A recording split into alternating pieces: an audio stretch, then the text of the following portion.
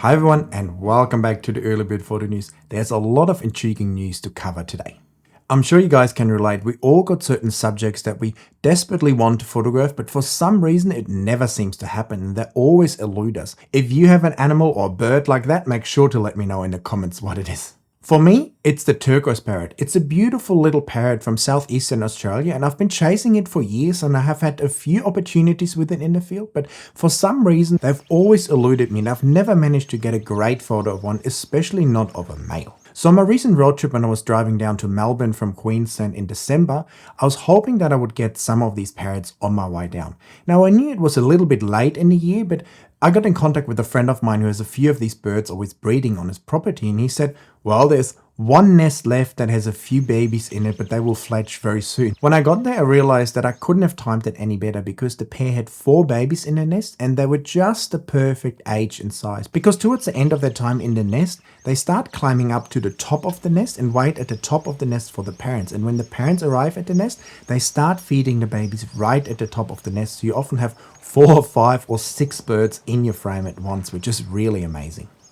The biggest problem in a situation like this is actually that it's not really possible to set up 2 or more cameras to film and photograph at the same time. So when I'm shooting with just my big 600mm prime lens, I always have to make a tough decision in the field. Do I take photos or videos? Because ultimately I need both, especially for YouTube videos. Video makes a lot of sense and it's actually nice to see the birds move. But at the same time, deep down inside my heart, I'm a photographer, so I also want to get amazing photos.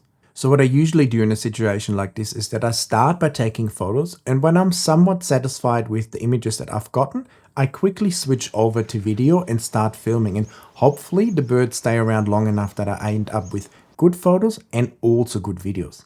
And one of the biggest challenges you're facing when switching between photo and video is actually that when you're filming and something really cool happens that you would love to have as a photo, you often have to restrict yourself from switching quickly back to photo, because what often happens is that by the time you switch back to photo, the moment has gone and you're not getting a photo, but also by switching back, you've ruined your video. So oftentimes I start taking the photos and then I decide now I take video for at least 30 seconds. And no matter what happens, I just let it run because I need some good and continuous video as well. But every time I do it in the field, it's definitely a big struggle because ideally I want to get both.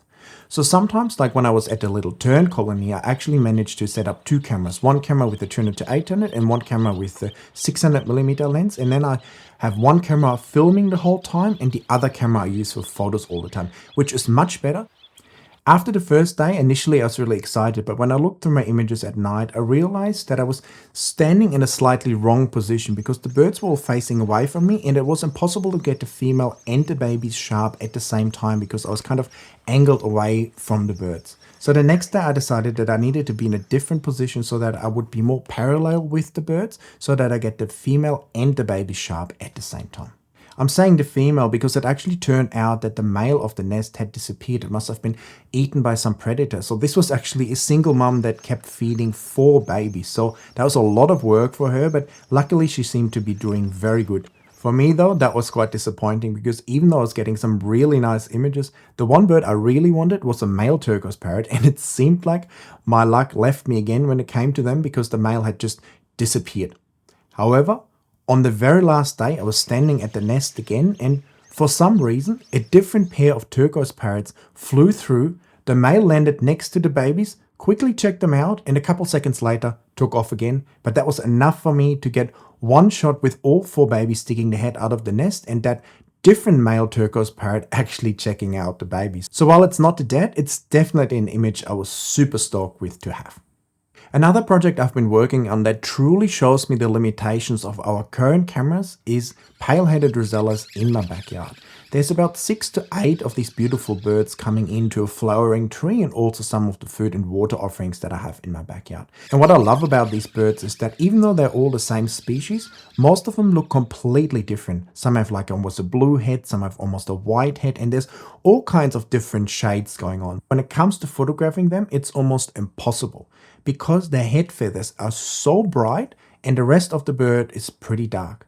The big problem is that the dynamic range of our current cameras is not large enough to allow me to do a balanced exposure. So I have to underexpose to the extreme where my whole image is almost black just to maintain the details in the bright feathers on the head. So this is definitely a species that will require a little bit more image editing simply because I will have to brighten a lot of the other areas of the image while also maintaining all the detail in the head. And I usually do that by selecting the bird and the background separately so that I can especially brighten the background and bring it back to what it actually looks like in the field. Now, sometimes you can find this bird in a perfect situation, especially if you have a really nice and bright background. And this is one of the reasons you will see a lot of bright backgrounds in my photos as well, simply because exposure is easier when your background is bright or a similar shade or tone to your bird. For instance, a pale-headed rosella, if it has a nice bright background, then it's much easier to photograph it than with a darker background, because with a dark background, we actually have to overexpose a fair bit to have it bright enough, but at the same time, we have to underexpose a fair bit to have the head dark enough. So it's a big struggle there. Whereas if my background is bright and the head of the bird is also bright, it makes it a lot easier to get a balanced exposure.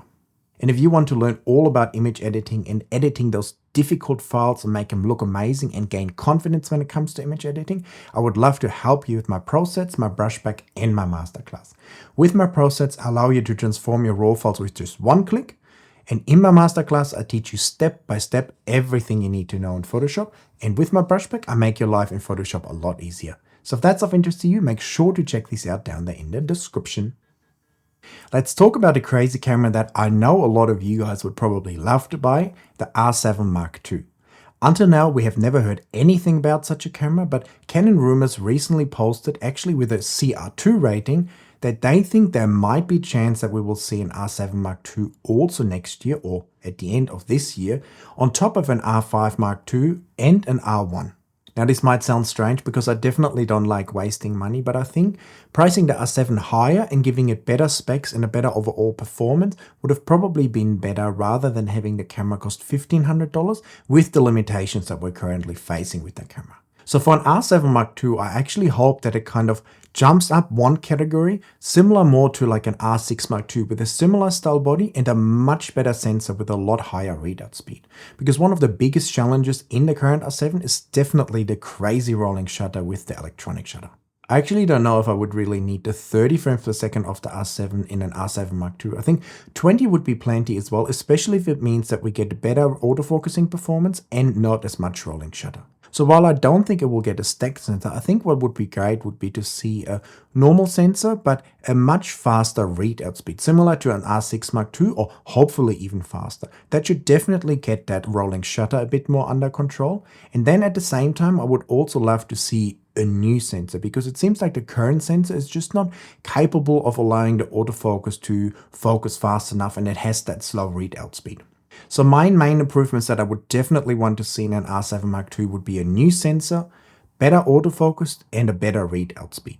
Of course, there's a lot of other things I would love to see as well, but I think those would be the three main ones that most people would love to improve on their current R7 camera. Am I right? What are some of the things that you would love to see in an R7 Mark II? Do you agree with me that the camera should be slightly higher priced and have better specs, or do you love the current price point? The reason I'm saying the R7 Mark II should be a bit higher priced and move up in the Canon lineup is I think that we already have the R10, and an R10 Mark II, for instance, could move a little bit closer to an R7. And so the R7 could become slightly more professional. It doesn't have to be a professional body, but if it's a bit more what a 7D Mark II used to be, for instance, I think it would be a lot more appreciated by a lot of people. The current R7 is a great little camera, but it definitely has some flaws that I would love to see go away in an R7 Mark II. To wrap up the Canon news, it looks like the R5 Mark II and the R1 will be available sometime later this year, anywhere from like July, August to maybe September, October. Now I know for a lot of us that's a bit of a disappointment who would have loved to have the cameras for like the spring season in the Northern Hemisphere, for instance, but it looks like we have to work a little bit longer with our trusty R5 and Mark III bodies for now. Speaking of new cameras, Fujifilm has released an interesting new camera, the X100 6. And it's a pretty cool little retrofitted camera that has a fixed 23mm f2 lens, and it just looks like a really fun, nice camera, especially for street photography, or if you love taking pictures of your family on a walk, for instance. And what's the most appealing about the camera is definitely design. Now it has great specs, 40 megapixels, IBIS, eye tracking, autofocus, so definitely great features, but I think that's not the main reason people buy these cameras.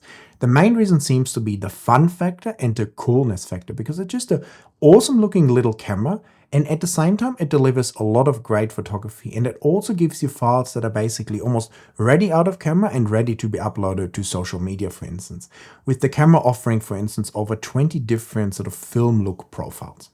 Now for me personally, these retro cameras are not necessarily what I want, but it seems like it's a super popular category, and I would expect Canon to release a retro camera at some stage as well. And it definitely makes sense to me. If I was photographing more in a city, for instance, I would love to have one of these cameras around with me, because it just looks like fun to use, and it definitely just looks cool using an old looking camera with great new technology.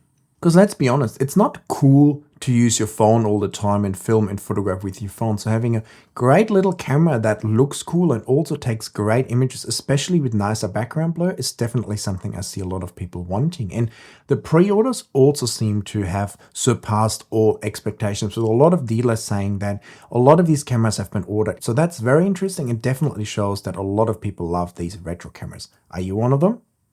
And lastly, we got a few more infos about the new 5.6 500mm Sigma lens as well. That looks to be a fantastic little lens. It's about the same weight of the Nikon 600mm PF lens, a lens that I've been loving and using a lot in the field. So I can definitely say that having that 1.4 kilo lens, or just something over 3 pounds, is amazing to use in the field. It's something that I wouldn't want to miss anymore, and hopefully will be able to add to my bag very soon as well. Like with most Sigma lenses, the price is also quite attractive, with just under 3,000 US dollars for beautiful looking lens. I think for now the lens is only available for Leica and Sony, but hopefully at a later stage they might also be available for other mounts. And on that note, I think it's time to wrap up this week's Early Bird Photo News. I hope you enjoyed it, and if you did, make sure to let me know all your thoughts in the comments, give me that thumbs up, check out my channel membership, and hit that subscribe button, and I will see you guys in a new video very soon. Bye!